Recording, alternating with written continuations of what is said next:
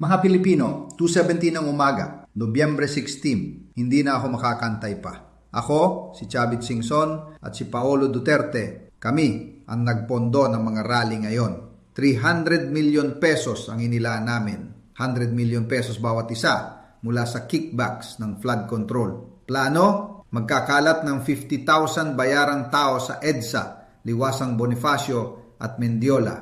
Magdadala sila ng Molotov, tear gas canisters at placards na PBBM resign or we burn. Objective, gumawa ng gulo, sunugin sasakyan, magsaksak ng pulis para sabihing si Marcos ang may kasalanan sa lahat. Kapag may namatay, may dugo sa TV, sisigaw namin. Ito ang ginawa ng corrupt na PBBM para mapilitan siyang mag-resign bago magpasko. Bakit po sinasabi to? Kasi ito lang ang paraan para makalaya ako. Kung si Sara Duterte ang magiging presidente, ipinangako niya sa akin, kalayaan ko kapalit ng katotohanan.